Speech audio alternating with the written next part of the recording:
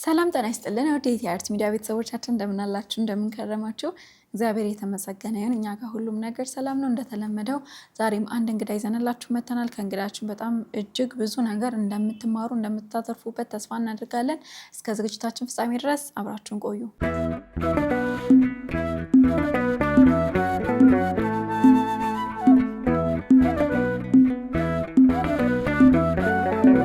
የተከታተላችሁ ያላችሁት ኢቲአርት ሚዲያ ነው ኢቲአርት ሚዲያ ላይ ደግሞ የወጣቶችን ህይወት የሚዳስሰው ዝግጅታችንን ነው እያያችሁ ያላችሁት ማለት ነው አብራችሁን ቆዩ እንኳን ደህና መጣሽ እንኳን ደህና ተጠበቀች እንዴት ነሽ እግዚአብሔር ይመስገን እንታወቅሽ ስምሽ ውልደትሽ መቅደስ እባላለሁ የኔ ተወለድሽ እሺ ሊሙ ኮሳ ሊሙ ኮሳ ጎሳ ኮሳ ወዴት ነው ወደ ጅማ አካባቢ ወደ ለጅማ ይቀርባል እሺ መቅደስ በጣም እናመሰግናለን እዚህ መተሽ ህይወትሽን ልታካፊን ታሪክሽን ልታካፊን ስለሆነ እጅግ አድርገን እናመሰግናለን እስቲ መጀመሪያ መቅደስ አስተዳደጓ የልጅነት ህይወቷ እንዴት ነበር የሚለውን ነገር ንገሪኝ እሺ እድገቴ ሙስሊም ነበርኩኝ ኦኬ በሙስሊም ስትወለጂ እስልምናን ተቀበለሽ ነበር ቤተሰቦቼ ያው ሙስሊም ናቸው እና እኔ አሁን ክርስትና ተነስቻለሁ በሙስሊም ሃይማኖት ነበር የምኖረው ግን ነገር ግን አሁን ክርስቲያን ሆኛለሁ እና ቤተሰቦቼ በጣም ተንከባክበው ነው ያሳደጉኝ እና እኔ ስድስተኛ ልጅ ነኝ ማለት ነው ከነሱ ውስጥ ስድስተኛ ልጅ ነሽ አዎ 9 ነን አጠቃላይ እሺ ከዛ እኔ ከነሱ ውስጥ እግዚአብሔር መርጦኛ መጣኝነን በፊት አመሰግናለሁ እግዚአብሔር ከዛ ከነሱ ውስጥ መርጦ አምጥቶኛልና ማለት ነው እና ያደግኩት በዛ ነው ከዛ ወደዚህ እንድመጣ ያረጋኝ ደግሞ አክስቴ ክርስቲያን ነበረች አዲስ አበባ ነው የምትኖረው እና ከዛ ወደዚህ መጣሁኝ ከዛ ክርስትና እንድነሳ ምናምን መከረችኝ ምናምን ክርስትና ተነሳው ምን ያህል ጊዜ ቆይተሻል ማለት ይቻላል በእስልምና እምነት በቃ በዛ ተወለድኩኝ አደግኩኝ 16 አመት ምናምን ማለት ነው ወደ 16 አመት በእስልምና እምነት ነበርሽ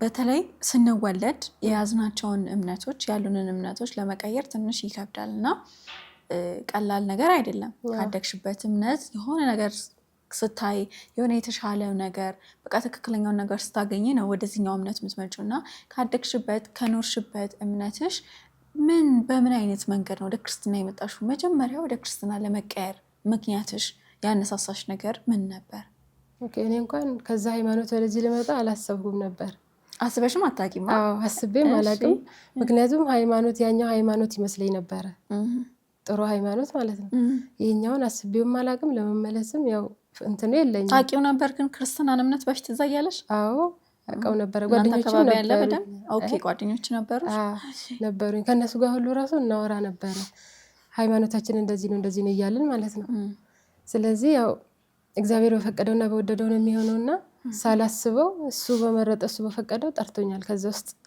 ስለዚህ ሃይማኖቱ ልክ እንደሆነ ደግሞ በዚህ ተረድቻለሁ ያኛው ሃይማኖት ከዛ እንዳወጣኝ ማለት ነው እግዚአብሔር በአንድም በሌላ መንገድ ሰውን ይመርጣል ወደ ቀጥተኛው እምነት ያመጣል በእኛ በክርስቲያኖች እምነት ቀጥተኛው እምነት የኛ ብቻ ነች የክርስቲያኖች እምነት ነች ወደ ክርስቶስ የምታቀርብ ወደ መንግስተ ሰማያት የምታቀርብ ድንቅ የሆነች እምነትና ሃይማኖት ነው ያለን ከሀገርሽ ወደዚህ መጣሽ አይደለ ከዛ ወደዚህ መጥተሽ ነው የተለወስሽው እስቲ እሱ ጋር ስለነበረው ነገር ንገሪ እንዴት ተለወስሽ በማን አማካኝነት ስትለወጪ የነበሩት ነገሮች ምን ነበሩ ኦኬሽ አክስቴ ጋር ነበር ያረፍነውና እንደመጣን ከዛ እኛ ስንመጣ እሷ ክርስቲያን ነበረች ከዛ አላቃትን በፊት ማለት ነው ልተዋወቃትና አውቂያት ልመለስ ነው የመጣሁት አመጣጤ ድሮም ክርስቲያን ነበረች ወይስ እሷም ከጊዜ በኋላ ነው የተቀየረው እሷም ተመልሳ ነው ስታገባ ማለት ነው እንጂ ሙስሊም ናት እሺ ከዛ እሷ ጋር ቆይ ፋዘር ያው ሳምንት ቆየና ተመለሰ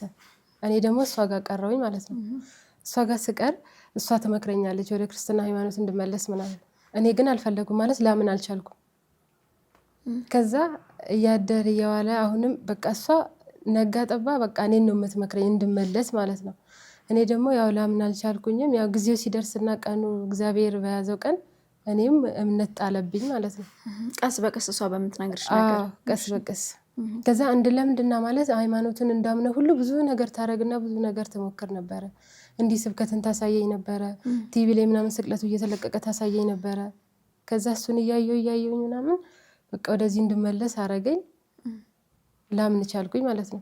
ከዛ እንደዚህ ልቤ ሲነሳሳ ነገርኳት። በቃ እኔ ወደዚህ ሃይማኖት መመለስ እፈልጋለሁ። እንዴት ነው ብዬ ስጠይቃት ነገረችኝ። እንዲህ አባት ንስሐ አባት ምናምን አሉኝ፣ ወደ እነሱ ወስጄሽ ምናምን ትጠመቂያለሽ ምናምን አለችኝ። ከዛ ንስሐ አባቷ ጋር ሄድን፣ መከሩኝ ምናምን ክርስትና ሃይማኖት እውነተኛ እንደሆነ ክርስቶስ እንደተሰቀለ ለኛ ብሎ እንደሞተ ሞቶ ደግሞ ያልቀረ እንደሆነ እንደተነሳ ምናምን ሲመክሩኝ እኔም ልቤ ተነሳሳ።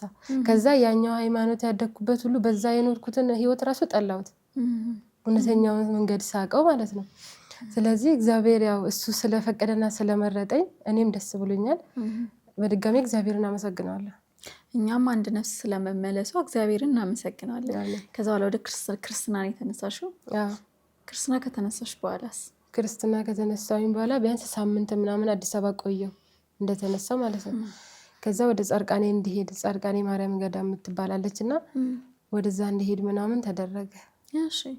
ከዛ እዛ ሄድኩኝና ምናምን ክርስትና እናቴ ያደረሰችኝ እግዚአብሔር ይስጣትና ወደዛ ህይወት በቃ እንዲሄድ እንድማር ምናምን። ወደዛ አጋጣሚ ሲሄድ ጸሎትም አልችልም ነበር፣ አላቅም።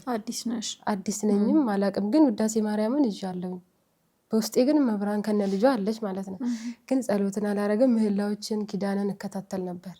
ከዛን ሄዳለሁ እመጣለሁኝ፣ ጸበል ሄዳለሁ። ከዛ ቁጭ ነው እንጂ ጸሎት ራሱ ይዤ ሰው ሲያደርግ ምናምን አላደርግም ነበር። ምክንያቱም ገና እያየው ነው እያጠናው ነው ማለት ነው። ከዛ የሆኑ አባት እግዚአብሔር ሲፈቅድ አገናኘኝና እዛው ጻርቃን የሚኖሩ ናቸው የሚያገለግሉ። ከዛ እሳቸውን ተግባባቸው። ከዛ ጸሎት እንዴት እንደሚደረግ አሳዩኝ። ከዛ የእግዚአብሔርን መንገድ በቃ ቀድመው ነገሩኝና እኔም የሱ መንገድ ያው እከታተል ነበር፣ እሱ በፈቀደውና በመራኝ ማለት ነው። ምን ያህል ጊዜ ቆይሽ ጻድቃን? 3 ዓመት ከ7 ወር። 3 ዓመት ከ7 ወር? 3 ዓመት ከ7 ወር ብዙ ነው፣ ብዙ ነው በጣም። ምን ያህል ማለት እቆያለሁ ብለሽ ነው የሄድሽው? አይ ለ14 ቀን ደርሰሽ ትመለሻለሽ ነበር ያለችኝ እሷ ማለት ነው። ምን ገጠመሽ ማለት እዛ ለመቆየት ምክንያትሽ ምን ነበር? ይሄን ሁሉ ጊዜ ቀላል ጊዜ አይደለም 3 ዓመት ማለት። ያው እንግዲህ እግዚአብሔር ሲፈቅድልሽ፣ እኛ በፈቀድነው አይሆንምና እኛ ባሰብነው አይሆንምና እሱ በፈቀደው ነው የሚሆነው። እሱ በፈቀደው ደግሞ ያው እዛ እንድቆይ ምናምን መብራን ፈቀደች እና ከዛ ወደዚህ እንደማልመለስ ምናምን ነገረችኝ። በሱባኤ ላይ ምናምን ስገባ ማለት ነው በቃ ስለፈለኩሽ ነው ምናምን ብላኝ ነገረችኝ። ከዛ እዛ በመቆየት ቆየው ማለት ነው። ስማር ሱባኤ ስገባ ጸበል ስጠመቅ ነበር እዛ ስቀመጥ የነበረው። ግን ይሄን ሁሉ ነገር ሳረግ ሰው ከጎኔ አልነበረም፣ እግዚአብሔር ብቻ ነበረ ከጎኔ ያለው ማለት ነው። እና በቃ ብዙ ነገር ብዙ ችግሮች አሉ በዛ በህይወቴ ውስጥ ማለት ነው። በቃ አንድ ሰው ደግሞ አንቺ ሰው ስትሆኚ ብዙ ነገር ያስፈልግሻል እና ሰው ያስፈልግሻል፣ የሚመክርሽ፣ ትምህርት የሚያስተምርሽ። በነገራችን ለጊዜ ሰውን አላቅም ነበር፣ አልለመድኩም። ያው ብዙ ይጨንቀኝና ሳለቅስ ነበር የኖርኩት እዛው ማለት ነው። አዎ፣ ግን በዛ መሀል እግዚአብሔር ደስተኛ አድርጎኝ ነው ያኖረኝ ማለት ነው። ምክንያቱም እሱ ካለ ያው ከሰው እሱ እንትን ይላል ብዬ ነው። እግዚአብሔር ሁሉን ነገር ስለሚያውቅ ያው ሁሉን ነገር እያደረገ ጠብቆኛል ማለት ነው። እና ከዛ እንደወጣ ደግሞ አትፈቅድልኝም ነበር። ምክንያቱም ከዛ በወጣም ወዴት ነው የሚሄደው? ወደ ቤተሰብ ቢሄድ የለኝም ነበር። ወደ ቤተሰብ ብሄድ ደግሞ ቤተሰቦች እንደምታውቃቸው ሌላ ሃይማኖት ናቸው። ቢሄድም አይቀበሉኝም፣ ይቃወሙኛል። ወደዚህ ሃይማኖት እንደመጣሁኝ ደግሞ ብዙም በቃ ደስተኛ አይደሉም። ከዛ በዛ አጋጣሚ ሰው በማጣትና ያው ሲቸግረኝ ምናምን ሄድኩኝ ወደ እነሱ። ተመልሼ ሄድኩኝ ክርስትና ከተነሳው ማለት ነው። ሄድኩኝ። ከጻድቃኔ ከወጣሽ በኋላ ነው ወይስ ከዛ ፊት ነው? አልወጣሁኝም እኮ እዛው ነበርኩኝ። በቃ ሄድኩኝ ክርስትና ተነሳሁኝ። ጻድቃኔ ነው ጸንቼ ቁጭ ያልኩት። ከዛ ሄድኩኝና ቤተሰብ ጋር ምናምን ሲሄድ አማራጭ ሳጣ ማለት ነው። ከዛ ቤተሰብ ጋር ሲሄድ ምናምን ቤተሰብ ተቃወሙኝ፣ ደስተኛ አይደሉም፣ አልተቀበሉኝም። ከዛ ደግሞ ከዛ ከጻድቃኔ ከእናቴ ደጅ ባልወጣሁኝ ብዬ ሁሉ ተሰማኝ ማለት ነው። እዛ ሲሄድ ፈተና ሲያጋጥምሽ ይከብዳል። ከዛ እንደዛ ሆኖ በቃ ተቀመጥኩኝ ማለት ነው። ፈተና ነበረ። ከዛ እንዳልተቀበሉኝ ሳቅ፣ ከዛም ልጬ መጣ ወደዚህ ጠፍቼ ማለት ነው። ተመልሰሽ ወደ ጻድቃኔ ገባሽ? አዎ ተመልሼ ጻድቃኔ ተመለስኩኝ፣ ገባሁ። ጻድቃኔ ቀላል ጊዜ አይደለም የተቀመጥሽው። እና ብዙ ጊዜ ምን አይነት አረዳድ አለ መሰለሽ፣ እንደዚህ ረጅም ጊዜ የሚቀመጡ ምዕመናን 3 ዓመት ከዛ በላይ 1 ዓመት የሚቀመጡ ሰዎች የሚያማቸው ሰዎች አለ አይደል? ይሄ እርኩስ መንፈስ ያለባቸው፣ ሰይጣን ዲያብሎስ የሚጫወትባቸው ሰዎች ለጥምቀት የተቀመጡ ሰዎች ብቻ ነው የሚመስለውና አንቺ ጋር እንደዛ ነበር? የሚያምሽ ነገር ነበረ? እግዚአብሔር ይመስገን እኔስ እንደዚህ የሚያስቸግር መንፈስ የለብኝም። የለብሽም? በቃ ሰው ስለሌለሽ እና እዛ መቀመጥ ስለሌለኝና በወጣም ደግሞ ወዴት ሄዳለሁ የሚለው ሀሳብ ነበረኝ እና ደግሞ ከዛ ደግሞ በወጣ ራሱ ያው ሰው ያስፈልግሻል እና እመቤታችን ደግሞ በሱባኤ ስጠይቃትና እንትን ስላት ማለት ነው ከዛን የምትወጪው ከዚህ ሰው አዘጋጅቼልሽ ነው ምናምን ትለኝ ነበር እና ቀኑ ሲደርስ ያው ሰው ስታዘጋጅልኝ አንድ እህት ስትሰጠኝ ወደዚህ መጣሁ። ከገዳም እንደወጣ የተደረገው ምክንያት ይሄ ነው እንጂ አሁንም እቺን እህት ባትሰጠኝ ኑሮ እዛው ነው የምኖረው። ምክንያቱም በወጣም ሰው የለኝም፣ ዘመድ የለኝም፣ ረዳት የለኝም ነበር። ስለዚህ በዚህ ምርጫ በማጣቴ እዛ ቁጭ ብዬ ያው በጸሎት እሷ አንድ ቀን እስከምታወጣ ድረስ እያልኩኝ በሃይማኖት ጸንቼ የመኖር ሀሳብ ነበር። ትልቅ ተጋድሎ ነው ማለት። አንዳንዴ ወደ ሚዲያ የማይመጡ ንግግሮች አሉ፣ ወሬዎች አሉ። አንቺም ማለት ቅድም ስናወራ ከጀርባም ስናወራ የነገርሽኝ ነገሮች አሉ። ይሄ ወደ ሚዲያ የማይመጡ ለህይወትሽ ሪስክ ያላቸው ነገሮች አሉና በቀላል መንገድ አይደለም የመጣችው። በጣም በከባድ መንገድ ነው የመጣሽው። ኮርስ ሰው አለመኖሩ ብቻ ራሱ ከባድ ያደርገዋል። ሌላ ነገር ምንም አይደለም። በዙሪያሽ ምንም አይነት ሰው አለመኖሩ በራሱ ላይፍሽን፣ ህይወትሽን ብዙ ነገር ያከብድብሻል። ቤተሰብ እያለሽ እንግዲህ በጣም ብዙ ናችሁ እናንተ ደግሞ ቤተሰብ እያለሽ ግን ቤተሰብ እንደሌለሽ መሰማት በራሱ በጣም ከባድ ያደርገዋል።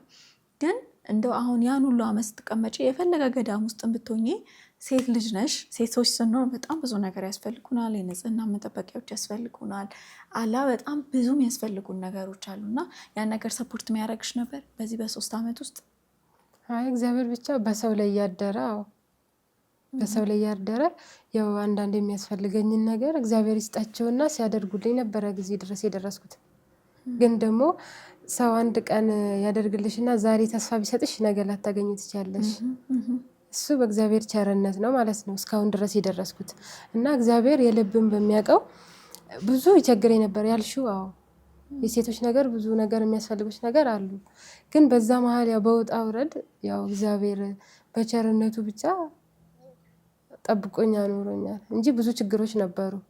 ይሄ ነው ብዬ በዘረዝርልሽ በጣም ይከብዳል።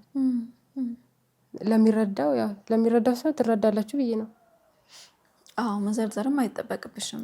ኦብቪየስሊ የታወቀ ነገር ነው። ሴት ስለሆንን ስፔሻሊ ሴት ስለሆንኩ እንኳን እንደዚህ በአስቸጋሪ የህይወት ውጣ ውረድ አይደለም ተመቻችቶልን ነው ምንኖረው ምንል ሰዎች እንኳን በጣም ከባድ ነው። ብዙ ብዙ ብዙ ነገር አለ።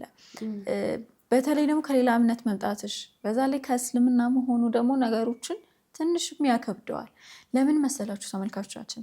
በክፍለ ሀገር ላይ ያሉ የትኛውም ቢሆን የሃይማኖት ተቋማት የትኛውም ቤተሰቦች ክርስትና የሚሆን ፕሮቴስታንት የሚሆን ሙስሊም የሚሆን በጣም አጥባቂዎች ናቸው፣ አክራሪዎች ናቸው ቤተሰቦቻችን። እና ክፍለ ሀገር ላይ ያለ ልጅ ይህን በደንብ ይረዳዋል። ይሄ በቃ ጀስት ልጅ በመረጠው ይኑር ባመነው ይኑር ተብሎ የሚታመንበት ቦታዎች አይደሉም ክፍለ ሀገር። እና የቤተሰብ ጫና በጣም ይኖራል። ቤተሰብ አለመረዳት ይኖራል። ጥላቻ አይደለም፣ ማንም ሰው የወለደውን ልጁን አይጠላም። ግን የእምነት ጉዳይ ሴንሲቲቭ ጉዳይ ነው፣ በጣም ስስ ጉዳይ ነው እና እንደዚህ እስከ መቆራረጥም ሁላ ሊያደርሰን ይችላል። ቀላል ነገር አይደለም እንዳልኳችሁ። ይሄ እዚህ ጋር የማይወሩ በጣም ብዙ ነገሮች ስላሉ ነው ከእሷ ጋር ሃይላይቱን ብቻ የምናወራቸው እና ከባድ ነገሮች ናቸው ያሳለፍሻቸው። ግን እግዚአብሔር እኔ ከመናገሬ በፊት ምን ተማርሽ ግን ከዚህ ህይወት? ብዙ ነገር ተምሬያለሁ። እስቲ ለምሳሌ ከዚህ ከራሴ ህይወት የምማረው ነገር ቢኖር ክርስትና በማለት ክርስትና ራሱ አንድ ፈተና ነው እና እሱን ሁሉ ተረድቻለኝ። በቃ እግዚአብሔር ያው በውስጥሽ ሲኖር ብዙ ነገር ያስለምድሻል እና ብዙ ፈተናዎችን ተረድቻለሁ። ግን ያንን ፈተና እግዚአብሔርን ለማማረር አልሞከርኩኝም።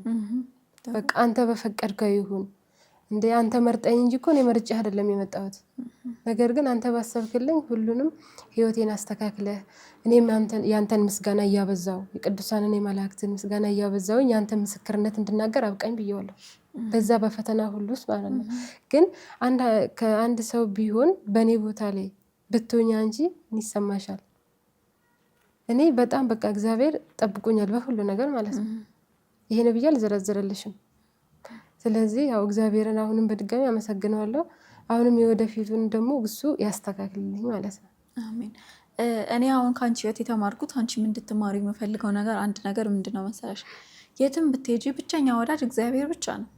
ይሄን ነገር እንድታስቢ አሁን ከአንቺ በጣም ይሄ ስትነግሪኝ ቅድም ስትነግሪኝ የተረዳሁትም አሁንም ከምትነግሪኝ የተረዳሁት ነገር ብቸኛ ወዳጃችን የማይጠላን የማይከዳን ምንም ብንሆን የማይተወን የማይጠየፈን ብቸኛ ወዳጅ ዓለም ላይ ክርስቶስ እና ክርስቶስ ብቻ ነው። ከሱ ውጭ ማንም ሰው የለም። የገዛ ቤተሰቦቻችን አልፈለገችም ሊሉን ይችላሉ። እናት የወለደችን 9 ወር ተሸክማ የወለደችን ያሳደገችን እናት ነው ልትልሽ ትችላለች። ልክ አሁን ቤተሰብ እንዳገለልን አይነት ነገር ማለት ነው። እንዲቀይረሽ ስትመጪ የቤተሰብ ፊት መቀያየር ተመልሽ እስልምናውን ካልተቀበልሽ ምናምን የሚል ቤተሰብ እንዳለ ሁሉ አብዛኛው ቦታም እንደዛ ነገር አለ። ብቸኛ ቤተሰባችን ብቸኛ ወዳጃችን እግዚአብሔርና እግዚአብሔር ብቻ ነው። ወረት የማይቀይረው ተረድተሽኛል ብዬ አስባለሁ። እኔም እንድትረጂው እፈልጋለሁ። ለምን አንቺ ብቸኛ ነሽ አሁን ላይ በጣም ከባድ ነገር ነው ይሄ። ቀላል ነው ልልሽ አልችልም፣ ግን ምንድነው ከእግዚአብሔር ጋር ከሆነ ምንም የማይቀል ነገር የለም። አንቺ በህይወትሽ በደንብ የምትረጂውም ተረድተሽዋል ብዬ የማስበው በቃ ብቸኛ ወዳጅሽ ክርስቶስ ብቻ ነው። ክርስቶስ ብቸኛ ወዳጅሽ ሲሆን ማለት ነው ሌላ ወዳጆችን ይሰጡሻል። የእሱን ሰዎች እሱ ያዘጋጀልሽን የራሱን ሰዎች ደግሞ ወዳጅ አድርጎ ይሰጥሻል ማለት ነው። እና ሁላችንም መረዳት ያለብን መቼም ቢሆን የማይለየን የማይከደን ብቸኛ ወዳጃችን እግዚአብሔር ብቻ ነው። አሁን ስንት ዓመት ሆነሽ ማለት ነው አጠቃላይ ከተለወጥሽ? 4 ዓመቴ። 4 ዓመት። የ4 ዓመት ህይወትሽን ተናገሪ ብትባይ እንዴት ትናገሪያለሽ? ከ16ቱ ዓመት እና ከ4ቱ ዓመት የ4 ዓመት ህይወት ባወራ ደስ ይለኛል። ደስ የ4 ዓመት ህይወት ደስ ይል ነበረ። ሃይማኖቴን እንዳውቅ አድርጎኛል እና ከጨለማ ወደ ብርሃን መውጣቴን አውቄያለሁ። አምላኬን አውቄያለሁ፣ የፈጠረኝን ማለት ነው። እና በመስቀል ለእኔ ብሎ ደሙ እንዳፈሰሰ ስጋው እንደቆረሰ እና እኔ ባልፈልገውም እሱ እንደሚፈልገኝ አውቄያለሁ። በመንገዴ ላይ ሁሉ መሪ እንደሆነ ከጎኔ እንዳለ አውቄያለሁ። እና አሁንም ቤተሰቦቼ ለንስሐ ሞት እንዲያበቃቸው እነሱ አያውቁትም። በእርግጥ ያደግሽበትን ሃይማኖት ቀይሪ ማለት ይከብዳል በጣም።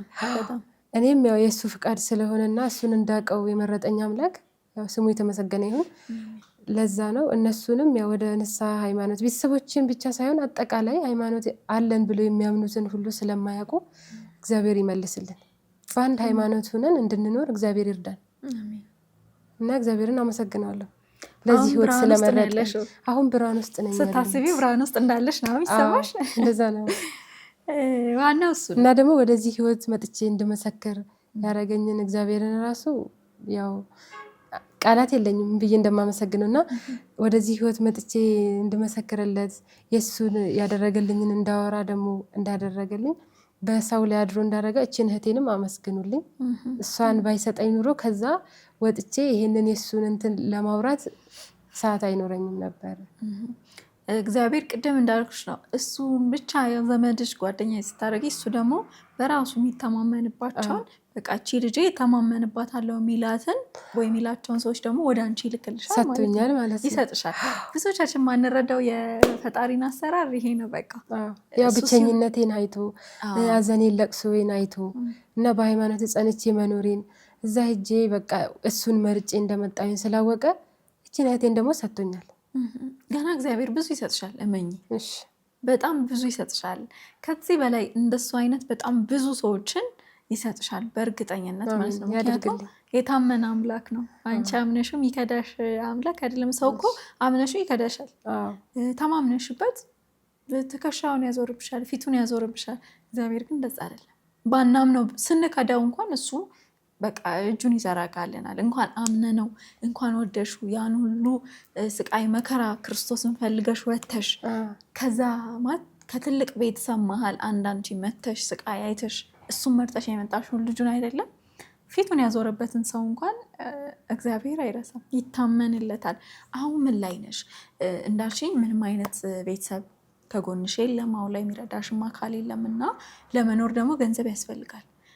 ገንዘብ ደግሞ ስራ ሰርተሽ ነው ገንዘብ ልታመጭ የምችው። እንዳልኩሽ ቅድምም ብዙ ነገር ያስፈልገናል። ሴት ስንሆን ደግሞ የበለጠ በጣም ብዙ ነገር ያስፈልገናል እና አሁን በስራው ዘርፍ ወይ በኢኮኖሚ ምን ላይ ነሽ?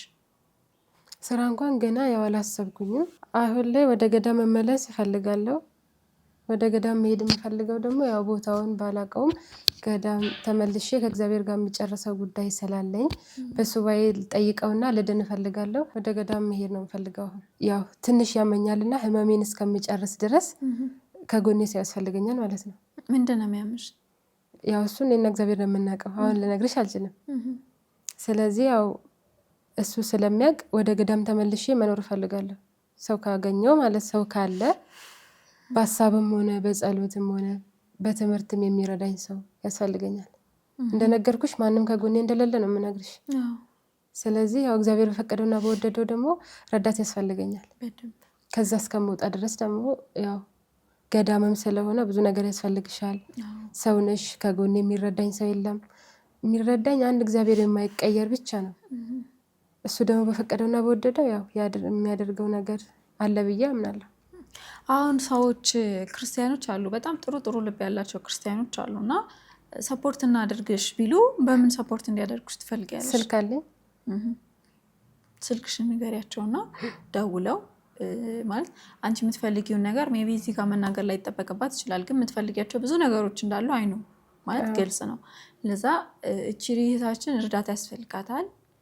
ከተወልዳ ካደገችበት ቤተ እምነት በጣም ትልቅ ከሆነ ቤተሰብ ነው ክርስቶስን መርጣ እጅግ በጣም ብዙ ዋጋ ከፍላ ወደ ትክክለኛውና ቀጥተኛው ህብረት ወደኛ የተቀላቀለችው ማለት ነው። ለዛ ደግሞ እንደዚህ የሚመጡትን እህት ወንድሞቻችንን ደግሞ በጸሎትም በኢኮኖሚም በስራም በሁሉም ነገር ማገዝ ደግሞ የኛ የክርስቲያኖች ግዴታ ነው፣ መለያችንም ጭምር ነው። ሶ ስልክ ቁጥርሽን አስቀምጪልን፣ ንገሪያቸው እስኪ ስልክ ቁጥርሽ። 0904 23 91 51 መቅደስ ማለት ነው። መቅደስ። በዚህ ስልክ ቁጥር እየደወሉ አንቺ ማግኘት ይችላሉ። በማንኛውም ሁኔታ አንቺ መርዳት ይችላሉ። እሺ መቅደስ፣ በመጨረሻ እንደምትዩ ነገር ካለ መልእክት ካለሽ? መልእክት እንኳን አይኖረኝም። ያው እዚህ መጥቼ ያው እግዚአብሔርን በማመስገኔ ደስተኛ ነኝ እና ያላወቁትም እንዲያውቁት ደግሞም እነሱ ብቻ ሳይሆን ህዝበ ክርስቲያን የተባለ ራሱ እግዚአብሔርን ማመስገን፣ እሱን ማየት፣ እሱንም በቃ ለእኛ ብሎ እንደተሰቀለ ሁሉ እሱን ማስታወስ አለብን። በክርስትና ኑሮ ብቻ ክርስቲያንን ብቻ ብለው የሚኖሩ ብዙ አሉ፣ እሱን የሚያውቁት ማለት ነው። እና በሃይማኖታችን እስከ መጨረሻ ድረስ ያጽናል። አሜን። ዛሬው መልእክትሽ ይሄ ነው። በጣም አመሰግናለሁ። እንግዲህ ክርስቶስን ያደረገልሽን ነገር ለመመስከር ሪስክ ወስደሽ ነው የመጣሽው። እግዚአብሔር ያክብርልን። ሌላ ነገር ላይ ከነገ ወዲያ ላይ ደግሞ አይታወቅም፣ በጣም የተሻለ ደረጃ ላይ ደርሰሽ ከዚህ በበለጠ እግዚአብሔር በሰው ባርኮች ሰው ሰጥቶሽ የተሻለ ስራ ላይ ደርሰሽ እንገናኝ ይሆናል። የታመነን አምላክ ደግሞ አይጥለንም። ለዛ የተሻለ ነገር ላይ ደርሰሽ ድጋሚ እንገናኛለን ብዬ አስባለሁ። በጣም አመሰግናለሁ። የተደረገለትን ነገር የሚመሰክር ሰው ቀላል አይደለም። ምክንያቱም አንቺን አይቶ መውጣት የሚፈልግ በጣም ብዙ ሰው አለ። መውጣት እየፈለገ ግን መውጣት የማይፈልግባቸው ሲቹዌሽኖች ያሉበት አይ አልችልም የሚሉ በጣም ብዙ ተመልካቾች አሉን እና ከአንቺ ህይወት በጣም ብዙ የሚማሩ ሰዎች አሉ። ለዛ እጅግ አድርገን እናመሰግናለን። እኔም አመሰግናለሁ። እግዚአብሔር ያክብርልን። እግዚአብሔር ያክብርልን። ነገ የተሻለ ቦታ ላይ ደርሰች ደግሞ ለመመስከር ደግሞ ድጋሚ መጥቼ እግዚአብሔር ያው ቀኑን ያቅርበው። አሜን። ቤታችን ክፍት ነው ሁሌም ቢሆን። አመሰግናለሁ። ተመልካቾቻችን እንግዲህ የመቅደስ ታሪክ በትንሹም ቢሆን ይሄን ይመስላል። እንዳልኳችሁ ብዙ ወደ ሚዲያ የማይወጡ ነገሮች አሉ፣ ፈተናዎች ያለፈችባቸው መንገዶች አሉ። ግን ለሚዲያ ብቁ የማይሆኑ ወይም ወደ ሚዲያ ቢወጡ ለእሷ ትንሽ አስጊ የሆኑ ነገሮች ማለት ነው። ስልክ ቁጥሯን አስቀምጣላችኋለች፣ ከስራ አስቀምጠንላችኋል። እየደወላችሁ አግዟት። በሁሉም ነገር ብቸኛ ናት። በጣም ማለት ኢንተርቪውን እንደሰማችሁት እንግዲህ አክራሪ ከሚባል ቤተሰብ ነው የወጣችው። ግን ክርስቶስን ፈልጋ ለክርስቶስ ተሰዳ በጣም ብዙ ስቃዮችን አይታ ነው ዛሬ እኔ ጋር የመጣችሁ ማለት ነው። የደወላችሁ የምትችሏትን ነገር እርዷት፣ አይዞሽ በሏት። ገንዘብ ብቻ አይደለም እርዳታ፣ ጸሎትም አይዞሽ ማለት ትልቅ ነገር ነው እና በስልክ በምናስቀምጥላችሁ ስልክ ቁጥር ደውሉ።